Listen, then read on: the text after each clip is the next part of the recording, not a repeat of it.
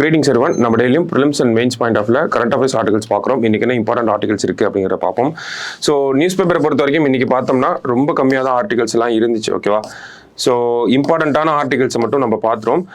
So இன்னைக்கு Friday news பேப்பர்னு எடுத்துக்கிட்டோம்னா தமிழ்நாடு இன் focus அப்படின்னு சொல்லி ஹிஸ்டாரிக்கலி தமிழ்நாட்டில் ஏதாவது இம்பார்ட்டண்ட்டாக நடந்திருக்கும் இல்லையா? ஸோ அதெல்லாம் ஒவ்வொன்றா நமக்கு சொல்லுவாங்க. ஓகேவா? ஸோ அந்த மாதிரி ஃபர்ஸ்ட் ஒன்லைனர்ஸாக நம்ம பார்க்கறது என்னன்னா நகட்ஸ் ஆஃப் ஹிஸ்ட்ரி அப்படின்னு சொல்லுவாங்க. இதில் நமக்கு இந்த யூனிட் 8 சார்ந்து ஏதாவது சில விஷயங்கள் இருக்கும். அந்த வகையில் இன்னைக்கு ஒரு விஷயம் இருக்கு. என்ன அப்படின்னு பார்த்தோம்னா எல்லாத்தையுமே படிக்க தேவையில்ல. எல்லாமே எல்லாம் நமக்கு exam point of view relate ஆகாது. ஒரு சில விஷயங்கள் ஒவ்வொரு வாரமும் ரிலேட் ஆகும். தொடர்ச்சியாக நம்ம பார்த்துட்டே தான் இருக்கும். அந்த வகையில் இன்னைக்கு என்ன கொடுத்துருக்காங்க அப்படின்னு பார்த்தோம்னா first Tamil to become a union minister இந்த கொலிஷன் கவர்மெண்ட் அப்படின்னு சொல்றாங்க. அதாவது ஒரு கூட்டணி ஆட்சியில முதல்ல தமிழகத்திலிருந்து ஒருத்தர் போய் மத்திய அமைச்சராக இருப்பார். கூட்டணி ஆட்சி அப்படிங்கிறது இந்த இடத்துல ரொம்ப முக்கியமான வார்த்தை. ஓகேங்களா? ஏன்னா நார்மல் கவர்மெண்ட்ல பார்த்தோம்னா நமக்கு சண்முகம் செட்டியார் இருக்காரு, பினான்ஸ் மினிஸ்டர்லாம் இருந்திருக்காரு. ஓகேங்களா? ஃபர்ஸ்ட் அவர் தான் வந்திருப்பார். ஓகேவா?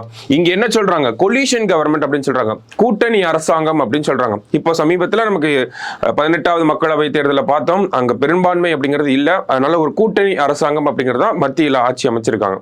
ஓகேவா? ஸோ அதே தான் இங்கேயுமே ஒரு கொலிஷன் கவர்மெண்ட்ல கூட்டணி அரசாங்கத்துல முதல்ல தமிழகத்திலிருந்து யாரு அமைச்சராயிருக்காரு, மத்திய அமைச்சர் ஆயிருக்காங்க அப்படிங்கறத இங்க கொடுத்திருக்காங்க. First Tamil to become a union minister in collision government. கூட்டணி அரசாங்கத்துல அமைச்சரான முதல் தமிழர் யார் அப்படின்னு பார்த்தோம்னா சி சுப்பிரமணியம் அவர்கள். C Subramaniam was the first Tamil to become a union minister in collision government அப்படின்னு சொல்றாங்க. என்ன மினிஸ்டரா இருந்திருக்காரு அப்படின்னு பார்த்தோம்னா டிஃபென்ஸ் மினிஸ்டரா. எப்போ அப்படின்னு பார்த்தோம்னா சரண் சிங் 1977 பார்த்தோம்னா மொராஜி தேசாய் அவர்கள் தலைமையில் வந்து ஒரு அரசாங்கம் அமையுது. ஓகேங்களா? காங்கிரஸ் அல்லாத முதல் அரசாங்கம் கூட்டணி அரசாங்கமாக தான் இருக்கும்.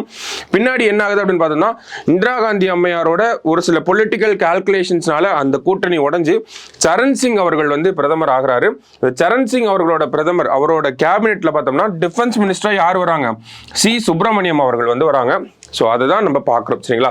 First Tamil to become a union minister in collision government அப்படின்னு சொல்லி கொடுத்துருக்காங்க. ஓகேவா? சி சுப்பிரமணியம் அவர்கள். இவரை பற்றின மற்ற சிறப்புகள் அப்படின்னு பார்த்தோம்னா இவரோட ரோலுக்காக கிரீன் ரெவல்யூஷன் பசுமை புரட்சியில இவருடைய பங்களிப்புக்காக இவருக்கு 1998ஆம் ஆண்டு ஒரு பாரத ரத்னா அவார்டு வந்து கொடுத்துருப்பாங்க. ஓகேவா? 1998ல பாரத ரத்னா விருது வாங்கியிருக்காரு. எமர்ஜென்சி டைம்ல பினான்ஸ் மினிஸ்டர்லாம் இருந்திருக்காரு. ஸோ நிறைய சிறப்பு மிக்க ஒரு நபர் தான். சரிங்களா? இப்போ first Tamil to become union minister in collision government அப்படின்னு பார்த்தோம்னா நமக்கு சி சுப்பிரமணியம் அவர்கள். சமீபத்தில் கூட்டணி அரசாங்கம் அப்படிங்கிறது அமைஞ்சிருக்கு. அந்த வகையில் தமிழகத்திலிருந்து ஒரு அமைச்சர் போயிருக்காரு அப்படின்னு பார்த்தோம்னா எல் முருகன் அவர்கள் இணை அமைச்சராக வந்து போயிருக்காரு. ஸோ அது ரிலேட்டடாக இந்த கொஸ்டின் வந்திருக்கு. ஐ மீன் இந்த ஒரு ஆர்டிகல் அப்படிங்கிறது நகட்ஸ் ஆஃப் ஹிஸ்ட்ரியில் நமக்கு வந்திருக்கு. ஸோ மற்றபடி பார்த்தோம்னா மீதி எல்லாம் நமக்கு எக்ஸாம் பாயிண்ட் ஆஃப் வியூ அவ்வளோ எடுத்துக்கணுன்ற அவசியம் கிடையாது. ஓகேவா? ஸோ அடுத்தது பார்த்தோம்னா எடிட்டோரியல் பேஜில் பொலிட்டிக்கல் பாயிண்ட் ஆஃப் வியூல தான் இருந்துச்சு. ஒன்று மட்டும் நம்ம சயின்ஸ் அண்ட் டெக்னாலஜி ரிலேட்டடாக எடுத்துக்கலாம். அதாவது இப்போ 18வது லோக்சபா அப்படிங்கிறது நடந்து முடிஞ்சிருச்சு. எலெக்ஷன் நடந்து முடிஞ்சிருச்சு. ஆட்சி அமைச்சிட்டாங்க. ஒவ்வொரு அமைச்சருக்கும் போர்ட்ஃபோலியோ இலாக்காக்களை வந்து ஒதுக்கிட்டாங்க. ஓகேங்களா? நீங்க டிஃபென்ஸ் மினிஸ்டர், நீங்க பினான்ஸ் மினிஸ்டர் அப்படிங்கிறது எல்லாமே சொல்லிட்டாங்க. ஓகேவா? அந்த வகையில் சயின்ஸ் அண்ட் டெக்னாலஜி ரிலேட்டடாக வரக்கூடிய எல்லா மினிஸ்ட்ரிஸுமே ஒரு நபர் கிட்ட இருக்கு. ஓகேவா? ஸோ அந்த மினிஸ்ட்ரிஸ் எல்லாம் ஒரு நபரால் பார்த்துக்க முடியாது அப்படிங்கிற ஒரு கண்ணோட்டத்தில் இந்த ஒரு ஆர்டிக்கலை கொடுத்துருப்பாங்க. இப்போ சயின்ஸ் அண்ட் டெக்னாலஜி அப்படின்னு அந்த ரிலேட்டடா சென்ட்ரல் கவர்மெண்ட்ல என்னென்ன டிபார்ட்மெண்ட்ஸ் அண்ட் மினிஸ்ட்ரிஸ் இருக்கு அப்படின்னு பார்த்தோம்னா நமக்கு ஒரு 4 மினிஸ்ட்ரிஸ் வந்து கொடுத்துருக்காங்க. ஃபர்ஸ்ட் ஜிதேந்திர சிங் அப்படிங்கிறவர் தான் அந்த மினிஸ்டர் அப்பாயிண்ட் பண்ணியிருக்காங்க. எந்தெந்த டிபார்ட்மெண்ட்ஸ்லாம் அப்படின்னு பார்த்தோம்னா டிபார்ட்மெண்ட் ஆஃப் ஸ்பேஸ் அவர் கண்ட்ரோல் கீழே தான் வருது. Atomic energy, department of atomic energy அவர் கண்ட்ரோல் கீழே தான் வருது. மினிஸ்ட்ரி ஆஃப் எர்த் சயின்சஸ் அதுவும் அவருக்கு கீழே தான் வருது. அடுத்தது பார்த்தோம்னா சயின்ஸ் அண்ட் டெக்னாலஜி டிபார்ட்மெண்ட் அப்படிங்கிறதும் அது கீழே தான் வருது. So pension, public grievances and then personal அப்படிங்கிறது அது வேறு. ஓகேங்களா? சயின்ஸுக்கு ரிலேட் ஆகாத விஷயம் அது. ஓகேவா? ஸோ அதை நம்ம விட்டுறலாம். ஜிதேந்திர சிங் அவருக்கு கீழே ஒரு 4 முக்கியமான சயின்ஸ் அண்ட் டெக்னாலஜி ஃபீல்டு அப்படிங்கிறது இருக்கு. என்னென்ன ஃபீல்டு அப்படின்னு பார்த்தோம்னா ஃபர்ஸ்ட் ஸ்பேஸ். ஓகேவா? அடுத்தது அட்டாமிக் எனர்ஜி இருக்கு. அடுத்தது மினிஸ்ட்ரி ஆஃப் எர்த் சயின்சஸ் அப்படிங்கிறது இருக்கு. லாஸ்ட் சயின்ஸ் அண்ட் டெக்னாலஜி அப்படிங்கிறது இருக்கு. ஸோ 4மே பார்த்தோம்னா நமக்கு நல்லாவே தெரியும். டிபார்ட்மெண்ட் ஆஃப் ஸ்பேஸ் அப்படிங்கிறதையே ஒருத்தர் கையில் கொடுத்தோம்னா அவரால் சரியாக நிர்வகிக்க முடியாது. ஏன் அப்படின்னு பார்த்தோம்னா ஸ்பேஸ் டெக்னாலஜி அப்படிங்கிறது இந்தியாவில் ஒரு எவால்விங்காகவும் இருக்குது. அதே மாதிரி பார்த்தோம்னா நிறைய விஷயங்களை நம்ம பாயனியரிங்காகவும் இருக்கும், முன்னோடியாகவும் இருக்கும். ஓகேங்களா? ஸோ இப்போ தான் பார்த்தோம்னா நம்ம ஸ்பேஸ் டெக்னாலஜிக்குள்ள ப்ரைவேட் பார்ட்டிசிபேஷன் அப்படிங்கிறதெல்லாம் கூட கொண்டு வந்துட்டு இருக்கோம். அப்படிங்கிறப்ப ஸ்பேஸ் டெக்னாலஜி அதனுடைய growthல ஒரு முக்கியமான பார்ட்டில் இருக்கும். ஓகேங்களா? ஸ்பேஸ் அந்த விண்வெளி சார்ந்த அந்த ஒரு ஆராய்ச்சி, அந்த ஒரு துறை அப்படிங்கிறது அதிவேகமாக வளர்ந்துட்டு இருக்கு. அந்த வளர்ச்சியோட ஒரு முக்கியமான கட்டத்தில் தான் இப்போ ஸ்பேஸ் டெக்னாலஜி அப்படிங்கிறதுக்கு மற்ற துறைகளுமே அப்படிதான் இருக்கு. ஓகேவா? ஸோ அப்போ இந்த ஸ்பேஸ் டெக்னாலஜி அப்படிங்கிற ஒரு விஷயத்தையே ஒருத்தரால கண்ட்ரோல் பண்ண முடியாது. அதே மாதிரி தான் அட்டாமிக் எனர்ஜி அப்படிங்கிறதும். அட்டாமிக் எனர்ஜியை இன்க்ரீஸ் பண்ணணும். எதுக்காக அப்படின்னு பார்த்தோம்னா கிளைமேட் சேஞ்சிலேருந்து வரக்கூடிய பாதிப்புகள்லேருந்து தப்பிக்கணும் அப்படின்னா ரினியூவபிள் எனர்ஜியோட யூசேஜஸை நம்ம அதிகப்படுத்தணும். ஓகேவா? அப்போ கோல் பேஸ்டு பவர் பிளான்ஸ் இதெல்லாம் நம்ம கம்மி பண்ணணும். Renewable energy based solar, water அந்த மாதிரியான விஷயங்களை நம்ம பயன்படுத்த ஆரம்பிக்கணும். ஸோ அந்த கோலுக்கு ஒரு ஆல்டர்னேட்டிவாக தான் நம்ம என்ன சொல்கிறோம், இந்த அட்டாமிக் எனர்ஜியை நம்ம சொல்கிறோம். ஓகேவா?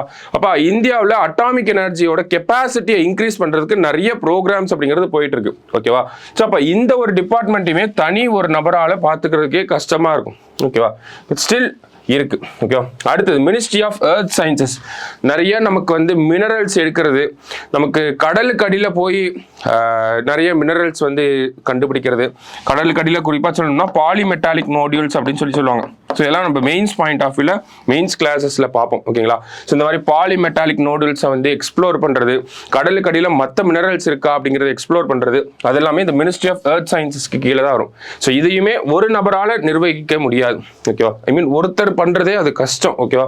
ஏன்னா நிறைய டெவலப்மெண்ட்ஸ் அப்படிங்கிறது ரொம்ப ஃபாஸ்டா வந்துட்டு இருக்கு. அதே மாதிரி தான் சயின்ஸ் அண்ட் டெக்னாலஜி பார்த்தோம்னா நமக்கு super computers, quantum computers, AI போன்ற நிறைய டெவலப்மெண்ட்ஸ் அப்படிங்கிறது இந்த 4 வருஷத்திலே வந்துருச்சு. ஓகேவா? ஸோ அப்ப இந்த 4 டிபார்ட்மெண்ட்டையும் தனித்தனியா ஒருத்தர் கிட்ட கொடுத்தாலே அதை மேனேஜ் பண்றது அப்படிங்கிறது ரொம்ப கஷ்டமா இருக்கும். ஆனா இந்த 4மே பார்த்தோம்னா ஒருத்தர் கையில இருக்கு. அது யாருன்னா ஜிதேந்திர சிங் கையில தான் இருக்கு. ஓகேங்களா? ஸோ அப்போ இந்த ஆர்டிகல்ல என்ன சொல்லியிருப்பாங்க அப்படின்னா இந்தியாவோட சயின்ஸ் அண்ட் டெக்னாலஜி டெவலப்மெண்ட்ல இது ஒரு முக்கியமான பார்ட்டா இருக்கு. ஓகேவா? அப்போ இந்த சயின்ஸ் அண்ட் டெக்னாலஜி ரிலேட்டடா வரக்கூடிய டிபார்ட்மெண்ட்ஸ் எல்லாத்தையுமே தனித்தனியா பிரிச்சு ஒவ்வொன்றுக்கும் ஒவ்வொரு மினிஸ்டர் அப்பாயிண்ட் பண்ணணும். அந்த மினிஸ்டர் பார்த்தோம்னா கேபினெட் ரேங்க்ல வந்து இருக்கணும். ஏன்னா ஃபியூச்சர் வேர்ல்டு அப்படிங்கிறது நமக்கு சயின்டிஃபிக்கலி ட்ரிவன் வேர்ல்டா தான் இருக்க போகுது. ஓகேங்களா? ஃபியூச்சர் அப்படிங்கிறது வரக்கூடிய எதிர்காலம் அப்படிங்கிறது நமக்கு சயின்டிஃபிக் பேசிஸ்ல தான் இருக்க போகுது. அப்போ முக்கியமான துறைகளா இருக்கக்கூடிய இந்த துறைகள் இதுதான் நம்ம சயின்ஸ் அண்ட் டெக்னாலஜியில ஒரு 4 மேஜர் செக்டார்ஸா பிரிக்கிறோம். ஓகேங்களா? இதுல வராத ஒரு விஷயம்னா பயோடெக்னாலஜி அப்படிங்கிறது வரல. ஓகேவா? ஸோ ஒரு 4 செக்டாரா நம்ம சயின்ஸை பிரிக்கலாம். ஓகேவா? அதுல ஒரு 3 செக்டார்ஸ் இங்கேயே வந்து இருக்கு நமக்கு. ஓகேவா? அப்ப இதுக்கெல்லாம் தனித்தனியா ஒரு மினிஸ்டர் அப்படிங்கிறது தேவை. அந்த மினிஸ்டர் கேபினெட் அந்தஸ்துல இருக்கணும். கேபினெட் மினிஸ்டர் அப்படிங்கிற அந்த ரேங்க்ல இருந்தாங்க அப்படின்னா ஒவ்வொரு செக்டாரையும் நம்ம இன்னமும் டீப்பா அனலைஸ் பண்ணி டீப்பா ஸ்க்ரூட்டனைஸ் பண்ணி இன்னும் நல்லாவே டெவலப் பண்ண முடியும். இந்த 4ம் ஒருத்தர் கையில இருக்கிறத விட 4 பேர் கையில இருந்துச்சுன்னா தான் நல்லா இருக்கும் அப்படிங்கிறது தான் இந்த ஒரு ஆர்டிகல் சொல்லியிருப்பாங்க. இந்த ஒரு ஆர்குமெண்ட்டை நம்ம ரொம்பவே நல்லாவே எடுத்துக்கலாம். நமக்கு சயின்ஸ் அண்ட் டெக்னாலஜி ரிலேட்டடா இந்தியாவில் சயின்ஸ் அண்ட் டெக்னாலஜி அதனுடைய growth பத்தி எழுத சொல்றாங்க. இல்ல இந்தியாவில் சயின்ஸ் அண்ட் டெக்னாலஜியோட growth வந்து ரொம்ப கம்மியா இருக்கு compared to the other western countries அந்த மாதிரி எல்லாம் நமக்கு கொடுக்குறப்போ நம்ம problems in growth of science and டெக்னாலஜின்னு போட்டு இந்த ஒரு ஐடியாவை நம்ம சொல்லலாம். ஓகேவா? ஸோ ப்ராப்ளம்ஸாகவும் இதை சொல்லலாம். ஏன்னா 4 மினிஸ்ட்ரி பார்த்தோம்னா 4 டிபார்ட்மெண்ட்ஸும் ஒருத்தர் கையிலேயே இருக்கு. அப்போ அது ஒரு ப்ராப்ளமாக தான் நம்ம பார்க்குறோம். ஓகேவா? இல்லை வே ஃபார்வர்ட் அப்படின்னு போட்டு கூட இந்த 4மே ஒருத்தர் கையில் இருக்கு. அதை பிரித்து கொடுத்தோம்னா இந்தியாவில் இருக்கக்கூடிய ஒவ்வொரு ஸ்பேஸ் தனியாக, அட்டாமிக் எனர்ஜி தனியாக, சயின்ஸ் அண்ட் டெக்னாலஜி தனியாக, மினிஸ்ட்ரி ஆஃப் எர்த் சயின்சஸ் இதெல்லாம் தனித்தனியாக ஒவ்வொரு இதுக்குமே ஒவ்வொரு மினிஸ்டர் போடுறப்போ அதனுடைய growth இன்னமும் நம்ம அதிகப்படுத்த முடியும், இன்டென்சிஃபை பண்ண முடியும் அந்த growth-ஐ. அப்படிலாம் நம்மளால சொல்ல முடியும். அப்படி ஒரு ஆர்குமெண்ட்டை நம்மளால பிரசன்ட் பண்ண முடியும். சரிங்களா? ஸோ இந்த ஒரு ஆர்டிகல் இருந்து அந்த ஒரு ஐடியாவை நம்ம எடுத்துக்கிறோம். இந்த ஓவரால் ஆர்டிகல்ல படிச்சு பார்க்குறப்போ இதுதான் நமக்கு இந்த எசன்ஸ் ஆஃப் த ஆர்டிகல் அப்படின்னு சொல்லுவாங்க. இதுதான் இந்த எசன்ஸ் ஆஃப் த ஆர்டிகல். இந்த எசன்ஸை வந்து நம்ம எக்ஸாம்ல என்ன மாதிரி கொஸ்டின் கேட்குறாங்களோ அதுக்கு தகுந்த மாதிரி அப்ளை பண்ணலாம், நம்ம சஜஷன்ஸாக கொடுக்கலாம். இந்த மாதிரி நம்ம கமெண்ட் யுவர் சஜஷன்ஸ் அப்படின்னு கேட்குறப்போ இதெல்லாம் நம்ம எழுதலாம். ஓகேவா? முக்கியமான விஷயமா இருக்கு, நோட் பண்ணி வச்சுக்கோங்க. இன்டர்வியூல கூட நமக்கு சயின்ஸ் அண்ட் டெக்னாலஜி ரிலேட்டடா ஏதாவது ஒரு கேள்விகள் வரப்போ இந்த மாதிரி பண்ணா கூட நல்லா இருக்கும் அப்படிங்கிற ஒரு பதில் நம்மளால கொடுக்க முடியும். சரிங்களா? ஸோ அங்கதான் இதெல்லாம் யூஸ் ஆகும். சரியா? ஸோ அடுத்து பார்த்தோம்னா நமக்கு மற்ற ஆர்டிகல்ஸ்ல இருந்து எதுவுமே நம்ம எக்ஸாம் பாயிண்ட் ஆஃப் வியூல நம்ம ப்ரிப்பரேஷனுக்குன்னு எடுத்துக்க முடியாது. ஸோ லாஸ்ட்டாக பார்க்குறப்போ 2-3 அப்பாயின்மெண்ட்ஸ் அப்படிங்கிறது நடந்துச்சு. அதில் முக்கியமான 2 அப்பாயின்மெண்ட்டை மட்டும் இங்கே பார்க்குறோம். ஓகேங்களா? ஸோ என்ன அப்படின்னு பார்த்தோம்னா Doval reappointed as National Security Advisor, Misra to stay PM's Principal Secretary அப்படின்னு சொல்லி 2 பேரை கொடுத்துருக்காங்க. ஓகேவா? ஸோ பிரதமர் அப்படின்னு ஒருத்தர் இருக்காரு அப்படின்னா அவருக்கு ஆலோசனை வழங்குறதுக்காக ஆலோசகர்கள் நிறைய பேர் இருப்பாங்க. ஓகேவா? அதில் 2 பேரும் நம்ம முக்கியமாக சொல்கிறோம். ஒன்று தேசிய பாதுகாப்பு ஆலோசகர் அப்படின்னு சொல்லுவோம். ஓகேவா? NSA அப்படின்னு சொல்லுவாங்க. நேஷனல் செக்யூரிட்டி அட்வைசர் அப்படின்னு சொல்லுவாங்க. ஸோ நேஷனல் செக்யூரிட்டி அட்வைசர் ஒவ்வொரு டைமும் எலெக்ஷன் முடிஞ்சதுக்கு அப்புறமா இப்போ போன எலெக்ஷன்ல ஒரு ஹைப்போதெட்டிக்கலா நம்ம யோசிக்கிறோம். ஓகேங்களா? ஸோ போன எலெக்ஷன்ல ஒரு கட்சி ஜெயிச்சிருக்காங்க, இந்த எலெக்ஷன்ல ஒரு கட்சி ஜெயிச்சிருக்காங்க. இப்போ போன எலெக்ஷன்ல பிரதமருக்கு ஒரு அட்வைசர்லாம் இருந்திருப்பாங்க. ஓகேவா? அவங்களே கண்டினியூ ஆவாங்களா அப்படின்னு கேட்டா புதுசா வரக்கூடிய பிரைம் மினிஸ்டர் அவருக்கு ஏத்த மாதிரி அவரோட ஐடியாலஜியில ஷேப் பண்ற மாதிரி தான் ஒரு அட்வைசரை அப்பாயிண்ட் பண்ணுவாங்க. ஸோ இங்க பார்த்தோம்னா போன டைமும் ஒரே பிரைம் மினிஸ்டர் தான், இங்கேயும் ஒரே பிரைம் மினிஸ்டர் தான். அதனால தான் என்ன ஆகுது, இவங்க 2 பேத்தையும் ரீஅப்பாயிண்டட் அப்படின்னு சொல்லி நம்ம பார்த்துருக்கோம். ஓகேவா? ஒவ்வொரு டைமும் புதுசா ஒரு அரசாங்கம் பதவி ஏற்கிறப்போ அவங்களுக்கு தேவையான ஆலோசகர்களை அவங்க அப்பாயிண்ட் பண்றதுக்கு அதிகாரம் அப்படிங்கிறது இருக்கு. ஓகேவா? ஸோ அதை தான் நம்ம இந்த இடத்துல பார்க்குறோம். நேஷனல் செக்யூரிட்டி அட்வைசரா யாரை அப்பாயிண்ட் பண்ணியிருக்காங்க அப்படின்னா அஜித் தோவால் அப்படிங்கிறவங்கள அப்பாயிண்ட் பண்ணியிருக்காங்க. ஓகேவா? ஸோ முக்கியமான ஒரு நபர் 3rd டைமா இவரையே அப்பாயிண்ட் பண்ணியிருக்காங்க. 3 times ரீஅப்பாயிண்ட் ஆயிருக்காரு. ஏன்னா 2014, 2019 and 2024. ஓகேவா? ஸோ அஜித் தோவால் அவர்களை தேசிய பாதுகாப்பு ஆலோசகராக அப்பாயிண்ட் பண்ணியிருக்காங்க.